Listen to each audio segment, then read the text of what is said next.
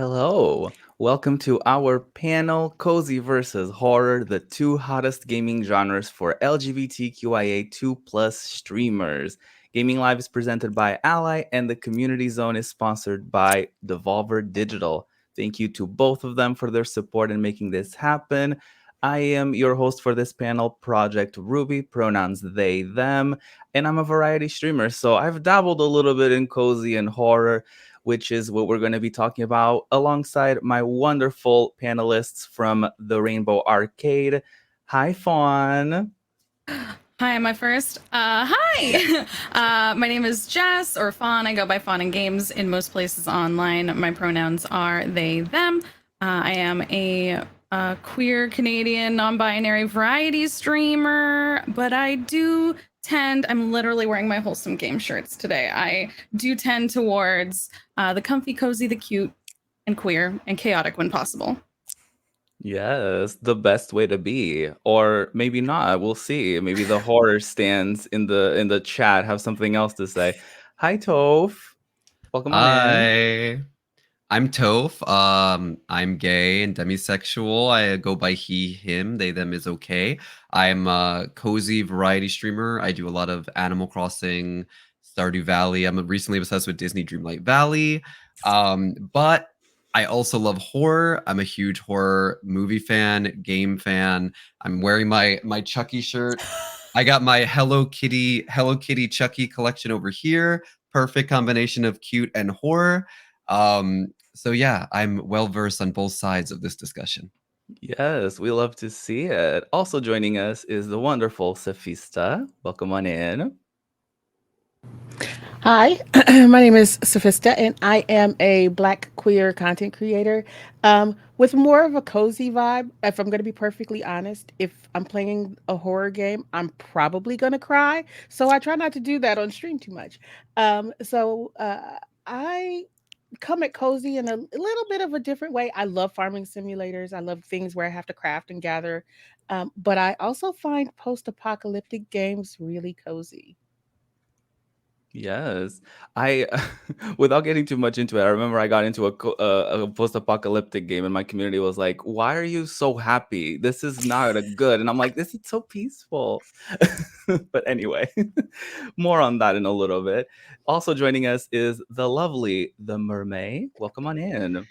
Hello, I am a queer Métis French Canadian streamer, content creator who recently transitioned into game development, and I'm working as an influencer manager on Dead by Daylight, which should tell you which camp I am firmly in. Yeah, so I'm just here representing and having a good time. I'm polypan romantic and happy to be here. Yes, and we're very happy to have you. Also joining us, last but certainly not least, Anne. Hello. Hello, my name is Anna or Peachy Anna or Peach, whatever you want. My pronouns are they and she. I am a game developer who actually mostly makes romance games, but one of my romance games has also got vampires in it. So I do love the horror as well. I'm a variety streamer with Stump Gamers. We're a co op channel. And yeah, I'm going to be talking about horror. I should have put my like sexy pyramid head picture behind me, but I got up way too early this morning, so I didn't think about it. So happy to be here. Later. Show us Yeah. later. Listen, next time, right? There's Right. always there's always another opportunity, surely. But yeah, we, as you can tell, some of us are more into the cozy side of things. Some of us are into the horror side of things. So I would like to ask everyone kind of what made them gravitate towards either the horror or the cozy or both sides of gaming. As we know, this is both of these are very popular with LGBTQIA2 plus creators. So it's always very interesting to kind of see how everyone got their footing into each of these very distinct communities. Why don't we start with Fawn, perhaps? Sure. Um I'm here representing the cozy. I do see the value in horror, but like Sophista, I tend to curl up into a ball. Like my tendency is to like I go by fawn in games and everything is deer themed, but I'm more like a fainting goat when it comes to horror. I will just fall down. Like other people have like fight or flight response, and I just have a fall. So I tend towards the cozy because, quite honestly, quite frankly, I've got enough horrible stuff. Life is tough. Times are hard, and sometimes I just want to be, a cute little mushroom person delivering mail to a frog who lives in the river, and they want to send a romance letter to their queer girlfriend that's a squirrel that lives up in a tree. I just want to be completely pulled out and given complete whimsy and like let me just have complete joy for a little while. No, that's completely fair. I think that's totally what brings me as well to like the cozy and cute and more kind of like relaxing titles, because it is basically the opposite of the world we live in, and it can be a little bit of a little corner where we can just worry about our crops or about doing our task or over planning things and then getting overwhelmed and then creating our own stress in a cozy environment. But yeah, I totally get that. As far as like the horror side of things, for me, I really, as far as like horror movies or series and stuff like that, I really don't gravitate towards it. But there's something about the gaming side of horror that I really gravitate towards because, well, depending on the series, but some games I gravitate towards because there's an element of control and an element of like, okay, things are happening, but I can fix them, or I'm on a journey to figure out what's going on. So like stuff like Resident Evil for me really resonates to me because I'm like, okay, I'm the one figuring out, I'm the chosen one, TM, and we got this. So yeah, does anyone want to chime in as far as like their fascination towards horror, just to kind of counterpoint a little bit and counterbalance Jess's points? Yeah, so I'm just going to jump in for a second because I think it's interesting because I'm the exact opposite of you. So I got into gaming much later on in life. I was a late bloomer. I played like tabletop RPGs, but it's a completely different story. And I actually got into horror books originally through my father.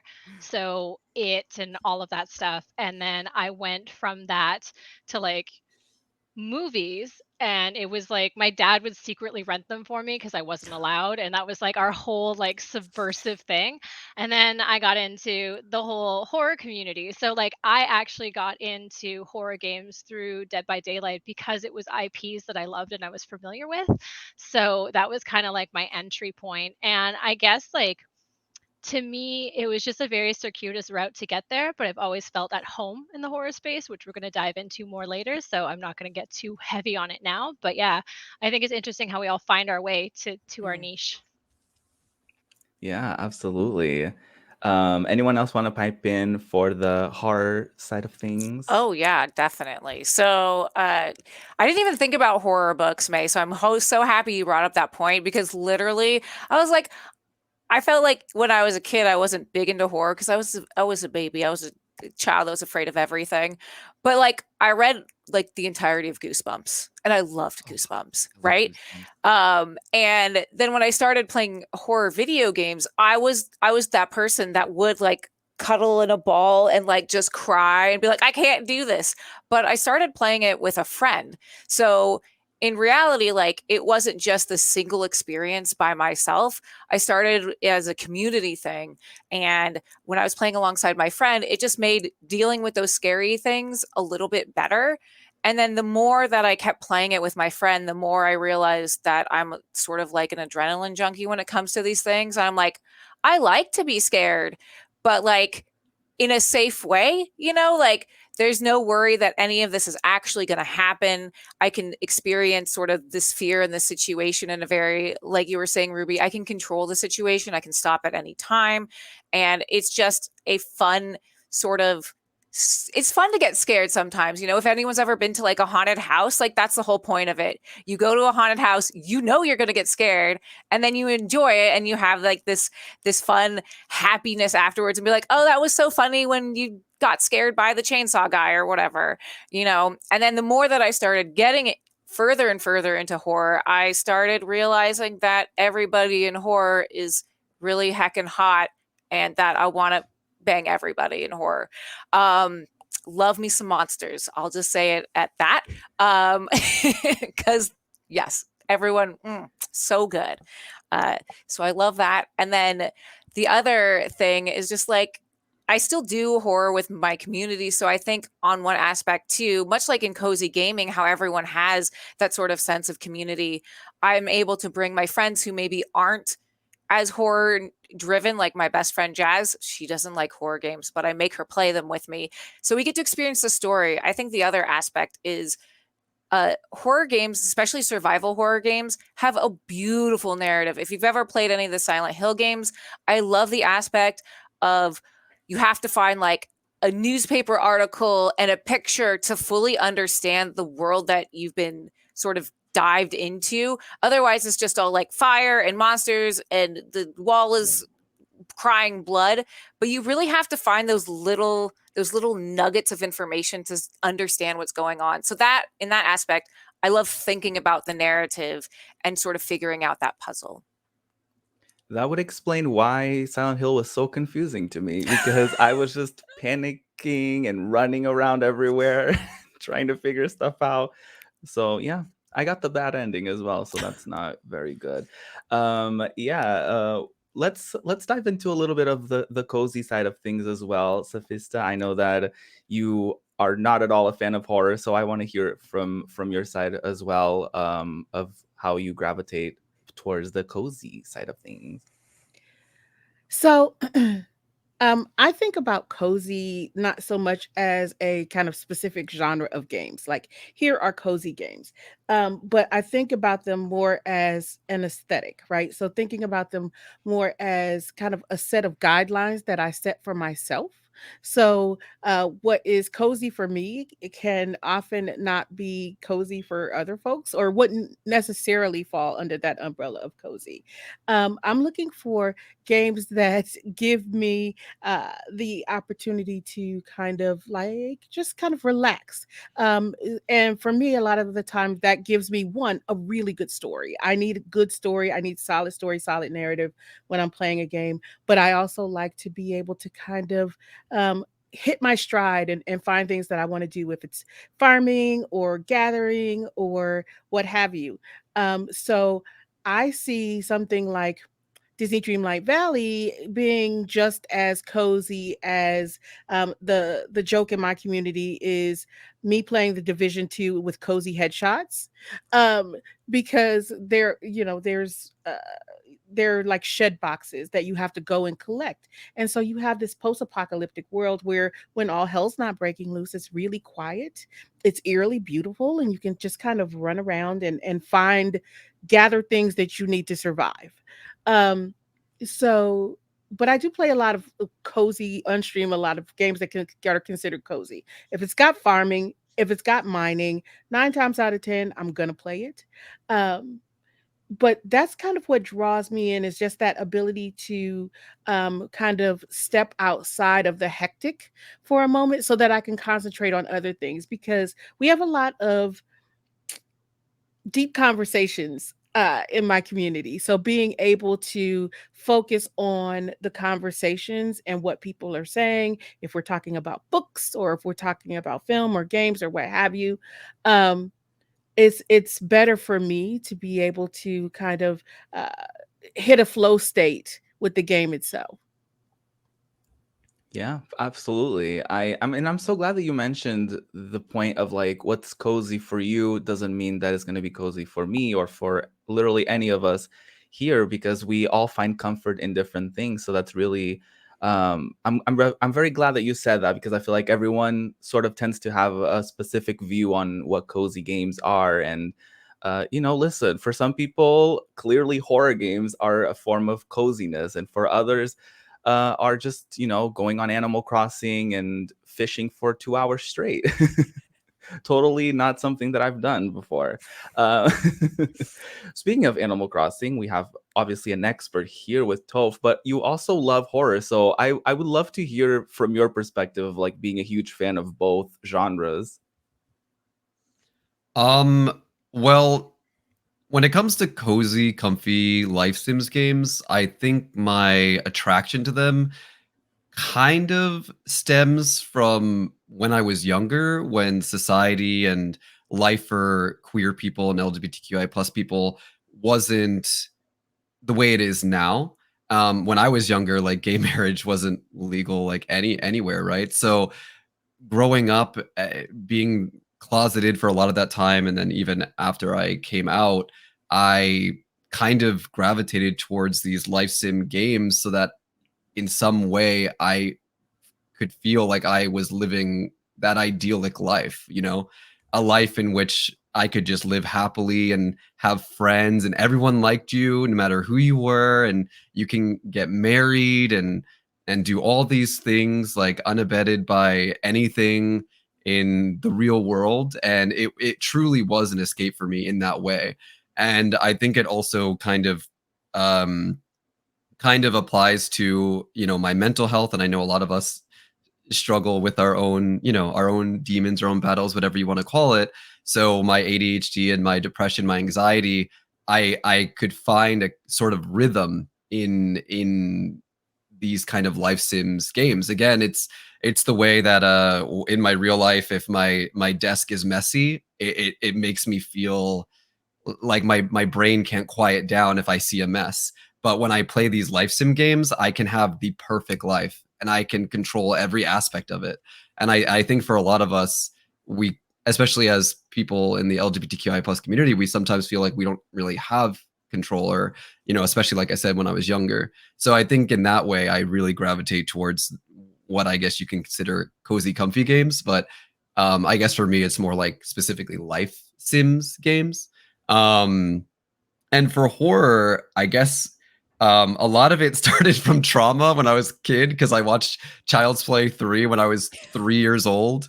And look at me now, all these years later, now I'm obsessed with Chucky. So it came full circle. But as a kid, I was afraid of everything. I remember talking Tina from Twilight Zone, Slappy from Goosebumps, Chucky. Like, I was really afraid of dolls, especially something that most people would see as innocent and cute. But as a kid, I just didn't get that. But eventually, something clicked, and I started kind of using horror movies and horror in general, video games as well. Resident Evil was probably my first intro to horror games, as kind of a way to grow as a person and test the limits of what I felt was scary, and kind of push myself to think, or to start thinking that, okay, maybe this isn't as scary as I thought it was, and use that in other aspects of my life. If I can get through this, if I can get through this game or this movie that I once thought was really scary, then maybe other things in my life aren't as scary as I thought they were. So I think in a lot of ways, I use video games, both cozy and horror, to learn and grow, and then take from those things lessons and skills and whatever it may be, and apply them to my real life. So yeah, that's For my long-winded sure. answer. No, yeah, no, you're absolutely right on that, with as far as like horror. Because for me, I tend to kind of make things worse than they actually are in my head. So I'm looking at a game, for example, and if it's a horror game, I'll be like, oh, I don't know, maybe I'll be too scared, maybe it will be really bad, whatever. But then there's something so satisfying and so empowering even about going through with it and enjoying it even at points, and coming out on the other side and being like, wow, that wasn't as bad as I thought it was going to be, and kind of applying certain elements of that into real life, like you said. I think that's totally a huge appeal for horror content, not just games. Now that we've kind of gotten into how each of us got into the genres that we tend to gravitate towards, do we have a little bit of like a recommendation? Maybe we can spill our faves with the audience in case they're looking for either side of the genres, whether it's cozy or horror. Yes, Toph? Well, I just want to say, because Devolver Digital and all that, Cult of the Lamb is a perfect mix Mhm. of cozy and horror. It is literally a farming life sims in which you can also sacrifice your cultists, your villagers, to demons and the devil, basically. So, yeah, I would say Cult of the Lamb currently, if you are middle of the fence, I think that's a really good recommendation. And I'm also obsessed with Dreamlight Valley. So if you're into just cozy, Dreamlight Valley. If you're into horror, I would say Resident Evil, Silent Hill, Fatal Frame. Those are my top 3. If you're looking for multiplayer, then of course, Dead by Daylight is a really good, as May said. I'm a horror movie fan. There's tons of IPs there that you will recognize even if you are not a gamer. So, yeah. I would have to agree with Silent Hill. My favorite Silent Hill is actually Silent Hill 4, which I know will get me a lot of guff from some of the Silent Hill community. I actually really like 4. Right? And that's a lot to do with my nostalgia. Like Silent Hill 4 was probably the first game that attracted me to the whole genre itself. So it has a special place in my heart. Also, I love the aspect of taking your safe room and then turning your safe room into something that's not safe anymore. Like that was mind-blowing to me when I first played it. Once again, Fatal Frame. Resident Evil is a little more action oriented. So if you're looking to sort of dip your toe into horror, but not quite, you're like, I'm not sure if I want to go full horror. That is a perfect way. Also, if you have access to like Haunting Ground or Clock Tower, those are they're a little bit dated, so they're a little bit more silly. And so you can have fun with those, but still experiencing some horror elements at the same time. More recommendations from maybe Yeah. yeah. Oh, sorry. I didn't mean No, to no, cut you off. You go. no. Go ahead. I was just gonna pop in with a few more of the indie horror because, like, I'm very much into narrative indie horror as well as play Dead by Daylight and play Dead by Daylight and please play Dead by Daylight. But Soma, Oxenfree, I was actually really impressed with the medium when it came out a couple years ago. It does have very heavy topics, so enter that one with caution. And of course, like Until Dawn and some of the other more narrative-based survival games, Layers of Fear. Fatal Frame deserves a shout out because I can't talk about Fatal Frame enough. Yeah, that's from me. No, I super recommend also Until Dawn. It's so good. It's so nerve-wracking as well. But it's one of those that's more like narrative based, so you don't have to do much. But when you do have to do something, you best know that people will die. I may or may not have killed half of my cast 5 minutes before the end of the game. So there's that. I don't know if it might count as horror, but the Telltale Walking Dead series, so good. I really, really like it. It scared me quite a bunch, so I mean it must count for something. As far as cozy, I feel like without wanting to repeat too much of what y'all already recommended, which were some amazing titles, I think Spiritfarer was very, very good. You will cry. But it is very cozy, and I really love the aspect of building kind of like a community on a boat and how it's like very like vertical centric. So you have to like climb things and you have to like it's manage the space. It's so good. I super, super recommend. And I think they have some DLC out as well. So I super, super recommend Spiritfarer. Yeah, do we have any more recommendations on the cozy side of things? Yeah, I was gonna say Spiritfarer too, so I'm glad you said it. So I will go on from there. But like Sophista said, where like when we talk about the cute and the cozy and stuff like that, a good story is often important. And I think a lot of cute, cozy, comfy, and once again, maybe not. I mean, cute. All the words are subjective because we know Anne finds all the monsters cute. So like, and a lot of folks find the horror comfy, and that sort of stuff. But speaking of, I guess maybe more wholesome, we're talking cute, comfy, cozy, wholesome, with a W. Horror might be with an H. Anyways. Spiritfarer is one of those ones, so cute, so sweet, but also giving you such an important story about saying goodbye to people and giving them that journey. And I think playing on the a little more spooky, a little more cute side, there was Witchcraft came out recently, which was very interesting and did have a lot of kind of like darkness to it, but an overarching positive story of like exploration and finding yourself and that kind of stuff.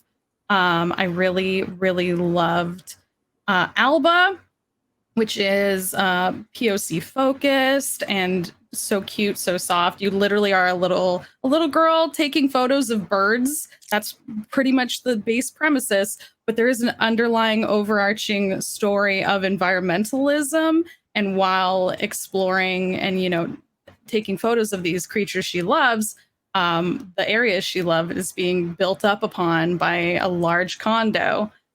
So that is another one that really it's got that thing in there where it's like, hey, this is something that really happens, but we can see it through the light of someone who loves this space. It was also very LGBTQIA2 plus positive. And then if you are looking for literally, like we talked about the ones with like the good story and a little more to them, if you are looking for literally just nonsensical whimsy, paparazzi, literally taking photos of puppies.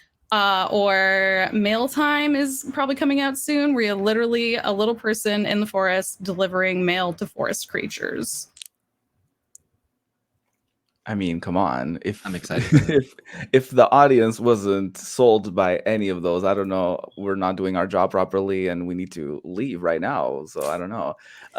No, but we're not going to leave right now because I do want to ask Safista for her recommendations. If there are any that weren't said already, because I know that we've covered so much ground already. Well, there are actually. I'm surprised no one said Stardew Valley. Um, Stardew Valley is definitely for me one that people should take a look at. And I say that I have over 1,000 hours in Stardew Valley because I've played a lot of Stardew Valley on everything except the microwave. But one of the and another thing about some cozy games, right? Games that fall in that cozy, uh, kind of under that cozy umbrella is unfortunately a lot of them tend to not be so diverse.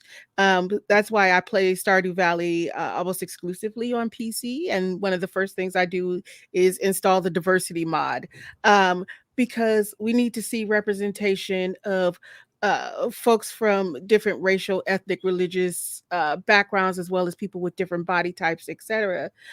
So that was really important for me when playing Stardew Valley. And one of the more recent games that I've played that's done a really good job with diversity, and uh, when it initially came out, it only came out on Apple Arcade, so a lot of people haven't played it yet, is Wildflowers. Um, which is like a Stardew Valley-esque. They call it a cozy life sim with a witchy vibe. And it's got a really good story. It's got really diverse characters. In terms of like sexual identity, sexual orientation, race, etc.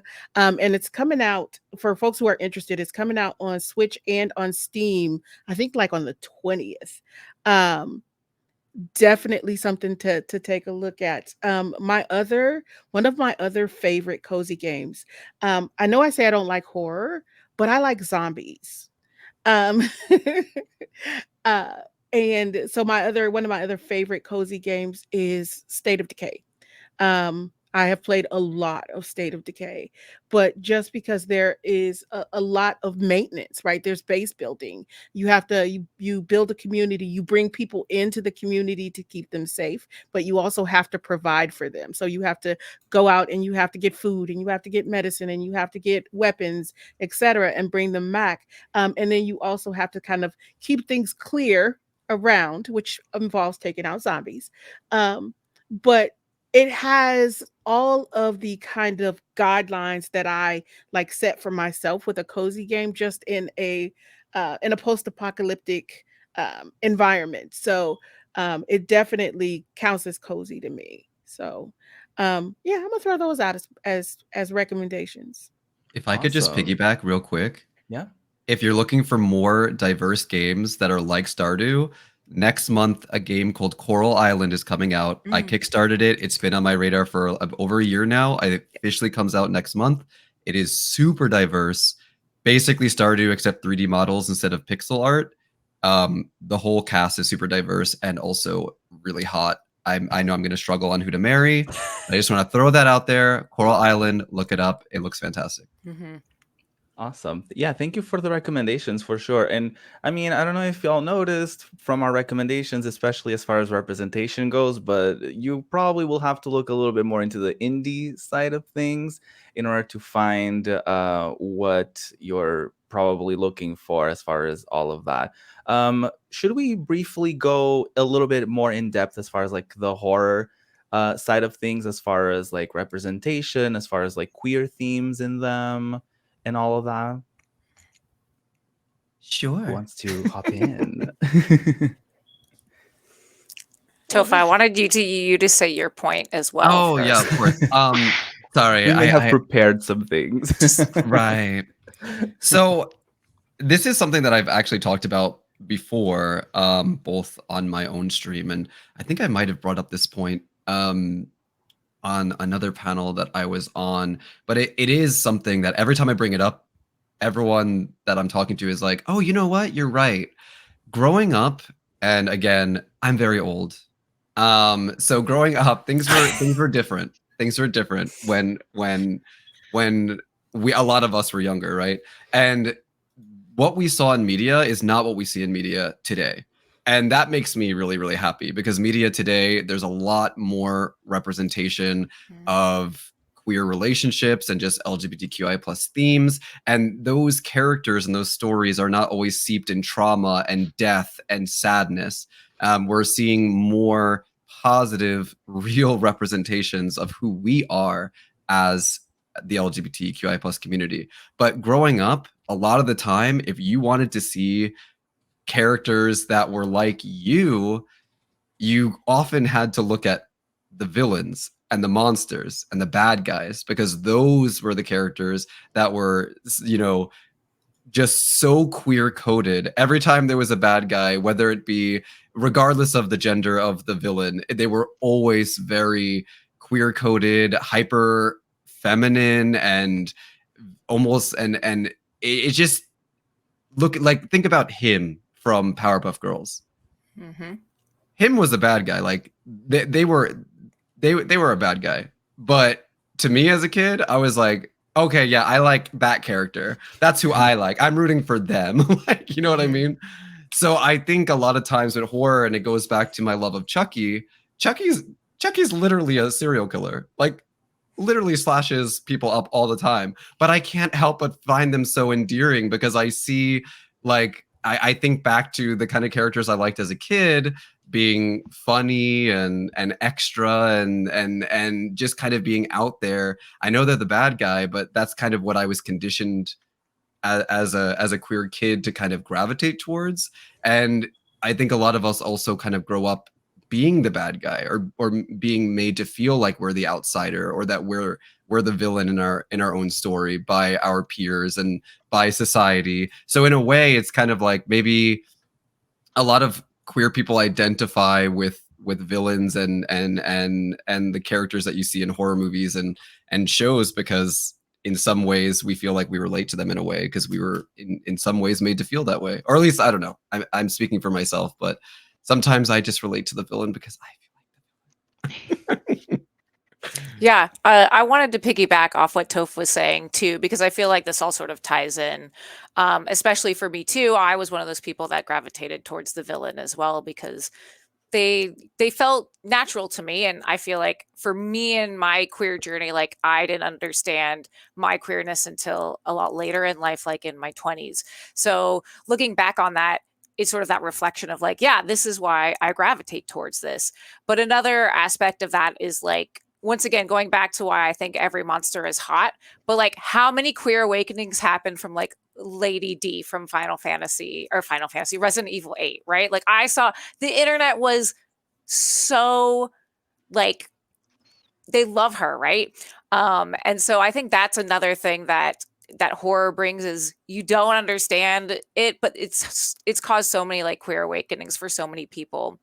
But going back to also proper representation and how we didn't have that in our youth too. And I think horror brings a lot of like imagery of like sexuality and kink culture in a lot of horror aspects. So once again, going back to the experiencing fear in a safe way, experiencing kink culture in a safe way as well, if you're curious about that or interested in that.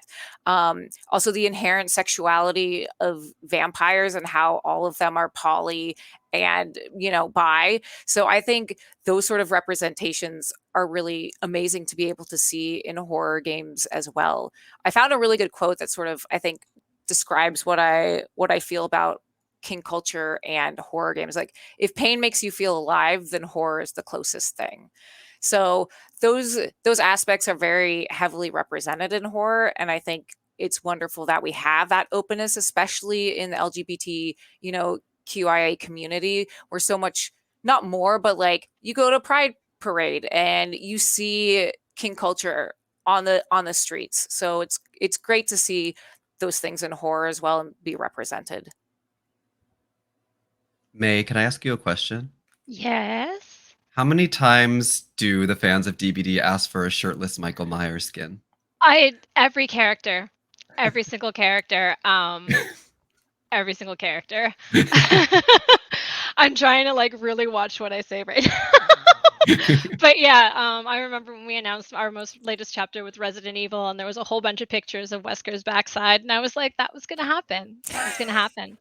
But yeah, representation. I'm really happy to be working on Dead by Daylight because there's tons of it in Dead by Daylight, sexualities, genders, ethnic groups, and stuff like that. But I kind of wanted to tap dance into horror and representation, but like from way, way back. Now I'm showing my age, but so like in the 60s, you had The Haunting, which was an adaptation of The Haunting of Hill House. Mhm. And Thea was a lesbian, straight up, right there. You have things like Night of the Living Dead, and you had a black protagonist. Like, it's one of those things that was interesting because it started out as a safe haven for us. When it became commercialized in the 80s, the villains became queer coded. And it's interesting because it's kind of coming back to a different space now. But yeah, I kind of got in by identifying with like the ruffians, the people who were like not necessarily the villains, but the scrappy ones, you know? So yeah, watching The Haunting of Hill House and totally relating to Theo was my aha moment. So I just wanted to bring up that there's some really amazing classics of queer people and amazing representation just hiding in plain sight. Yeah, awesome. I do want to add to that as well. Super recommend the documentary Disclosure. It centers around representation within the trans community, and it covers a lot of the history of it, mainly in cinema. And it does cover a lot of the history as far as like horror, the horror genre and stuff, the good, the bad, and the ugly, obviously. So watch with caution, but I super, super recommend that. Um, do we want to get into a little bit of the things that can be discussed as far as like the cozy slash wholesome conversation that kind of took place a little bit on socials, as far as like people using the word wholesome as a way to kind of not talk about specific like commentary, or to not include politics into the games and stuff like that. And do we want to dive into a little bit briefly as far as like that's not necessarily the case, and how we feel about those particular opinions that people may have sometimes online, as far as like the wholesome crowd goes? Well, Fawn and I both like unmuted at the same time. We were like, "Whoa!" And okay, Fawn, I'm sorry, I'm gonna jump in first, and because I totally want to hear what you have to say, but absolutely, that's one of the reasons that I say I have more of a cozy vibe than I'm a cozy gamer or I'm a cozy streamer, because that has been one of the most disturbing things that I have noticed is that in an attempt to kind of maintain a cozy community, folks will say folks will turn to toxic positivity instead, right? And one of the things that will turn me away from a community the fastest is the phrase "positive vibes only," because positive vibes only means that in your attempt to placate other people, you are going to not talk about you are not going to talk about the things that make folks feel uncomfy, um, for the sake of maintaining that coziness, but that discussion of the uncomfy is what folks who are not a part of the majority, folks who are traditionally historically oppressed, need to talk about, because that is our experience. Um, so yeah, that is one of the for me, like one of the, it's a slippery slope when folks start to call themselves cozy, and what they're willing to do or what they're willing to ignore even within their own communities for the sake of maintaining that coziness. Fawn, I want to hear what you have to say. I'm excited. Yeah, I'm gonna try and be quick because I know we gotta wrap up. But basically, like everything you said, like in my community, like we start every stream and we talk very openly. Like I am openly neurodiverse, non-binary, very queer, and like on top of everything else, I think it is way too easy for people to, like you said, use, oh, this is a cozy space, this is good, only good vibes here. Like that is nonsense, especially to marginalized people. Talking no politics, get out. Like absolutely not. That's not comfy to me, that's not cozy to me, and it's not to my community.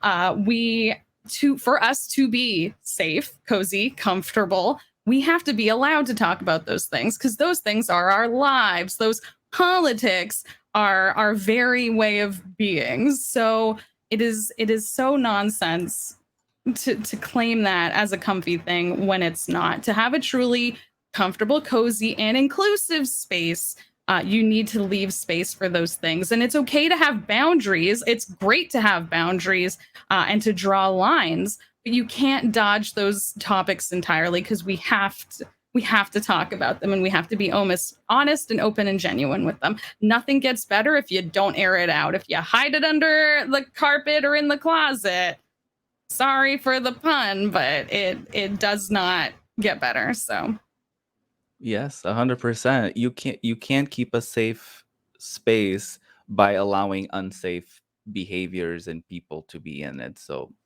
that's my two quick cents before we wrap up. As we wrap up, does everyone do we want to quickly share with the audience what each of us is kind of up to? Anything we want to promote really quick? I'm Project Ruby. I go live several times a week doing random things at random times because I can't make decisions and I'm mentally ill. So there's that.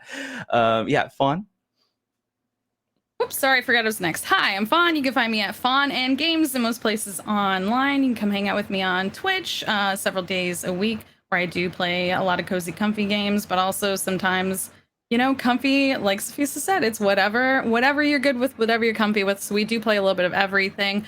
I used to do a lot more TTRPG content. Hopefully I'll get to do more of that again, because I really love to do it as part of community projects and fundraising. So all that kind of stuff. Hope to see you there. Have a good time. Bye.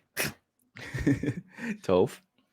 Yep. So you can find me at twitch.tv/Toph, and you can find me at Toph Games, one word, anywhere else. As I said, I do a lot of comfy games. So I recently started Dreamlight Valley. Expect that. Splatoon 3 just came out today. Expect that. Next month is Coral Island. The month after that is Pokemon. So you can always expect Nintendo. You can always expect comfy life sims, indie games. So if you want that vibe, early mornings, EST, stop by. Yes, Safista. Hi. So yeah, I'm Sophista, and on Twitch I'm Sophista. And I also do a podcast and have for more than 10 years as a part of my day job, where I talk and think critically about video games. It's called Not Your Mama's Gamer. I highly recommend, you can start now. You have almost 300 episodes to catch up on. Have fun. And I stream games on Twitch on Mondays, Fridays, and Saturdays. I do a a stream with my kiddo where we play co-op games. It's called Kitty Co-op. And then on Wednesday, I do a co-working stream. We have lots of big conversations while we get cozy with our games or cozier with our games. Oh gosh, what was I going to say? It just totally popped out of my head. We do a co-working stream on Wednesday, which is a new thing, but people seem to really be enjoying it where we can just like listen to some lo-fi vibes and kind of work together as a community. Yeah. Oh, book Um, club. Thank you, Nuckin. And every 2 months we the community chooses a book and we do book club together. We read a book together. We read lots of we read lots of sci-fi, Afrofuturism, indigenous futurism, um, lots of underrepresented voices. That's what we do. awesome. The mermaid? Yeah, so you can find me, the mermaid, literally everywhere from TikTok to Twitter and stuff. I have not been streaming much as of late because I've been really invested in the work that I'm doing. But when I do stream, I usually stream art, so I'm a weird one. So I'm love horror games, but I make the coziest streams. So there's that. And if you ever see the Dead by Daylight account running around Twitch, that's usually me. So say hi. Perfect. And Yeah, you can find me everywhere on social media at Peachy Enna. And then for streaming, I'm Twitch at Stumped Gamers. And we do a lot of cozy. And I know that sometimes we have our Stumped After Dark where we stream horror games, which is really fun.